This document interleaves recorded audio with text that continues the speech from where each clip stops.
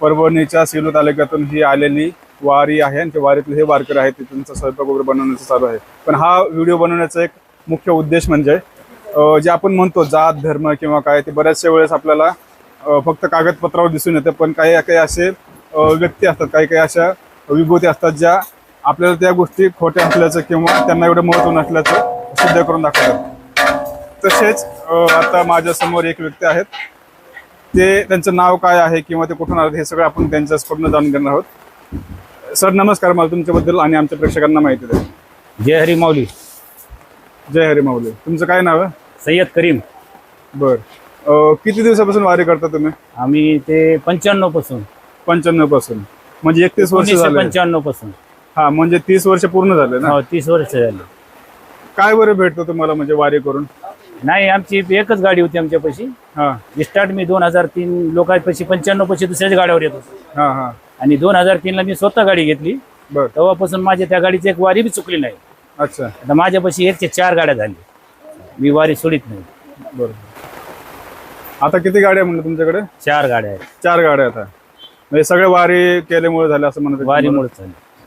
बरं, आणि हे लोकांचं मला लय सहकार्य आहे आणि मला काय भावाने समजून चलते समजे। हा, त्याच्यामुळे मी बी त्यांना आपल्या भावासारखं समजून पूर्ण कार्यक्रम करायला लागतो, स्वयंपाक करायला लागतो, नियोजन करतो। हा, समजा मी असं हे समजित नाही की मी जातीचा मुसलमान आहे आणि आपल्याला काय घेणे देणं, हे नाही, हे माझी जी दिंडी समजून चालतो मी। आता हे तुमचा मोठेपणा झाला किंवा तुमच्या मनातला पांडुरंगाबद्दलचा भाव झाला, हो। मग याच्याबद्दल तुमचे घरचे म्हणा किंवा नातेवाईक नाही, म्हणा, ते असं काही नाव ठेवत नाहीत किंवा नाही काय नाही, म्हणत कोणीच नाही, कोणीच नाही, विरोध नाही आमच्या घरचे। नाही ना? नाही जे बाकीचं समजा मस्जिदीत वगैरे समजा तिकडे नाही, असं कोणीच अडीत नाही आपल्याला।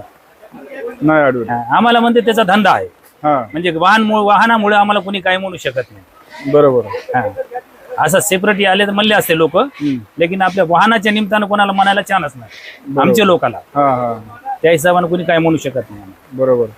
मग आता तुम्ही समजा आळंदीत येता किंवा आळंदीपासून वारी करता, आळंदीपासून पंढरपूर पस्तर पायवारी करतात आम्ही।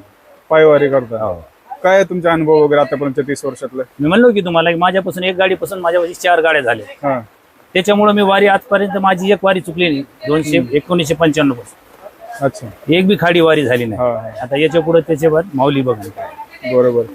बरं, आता समजा तुम्ही जसं मी म्हणलं की समजा नमाज पण पडता किंवा पूर्ण माझा बी धर्म सोडित नाही हा, आणि हे लोकांना बी सोडू शकत नाही। काय फरक वाटतो बरं म्हणजे समजा या भजनामध्ये किंवा जे आपण आता समजा वारी करता तुम्ही लोक? काय नाही, जे दोघांचं प्रेम एक आहे, हा, दोघांचं सारखंच आहे, पण हे काय थोडे लोकांमुळे हे वातावरण निर्माण होतं। बरोबर, आमच्या मनात तसं काहीच वाटत नाही। नक्की। हा, हे लोकांना माझ्या विषयी काय वाटत नाही, मला या लोकांच्या काहीच वाटत नाही। हा, म्हणजे एक भावासारखे समजा मिळून राहतो। म्हणजे देव तिथून एकच, अल्लाह आणि ईश्वर एकच, तो असं एकच। म्हणू हा, शकतो. फक्त त्याने लावलं तुम्ही याची पूजा करा, तुम्ही याची नमाज पडा, हा हा, हे आपण आपला धर्म सांभाळायचा आणि मिळून राहायचं। बरोबर, हे गोष्ट मला हे पटत। नक्कीच। करीम भाई, खूप खूप बरं वाटलं तुमच्याशी बोलून।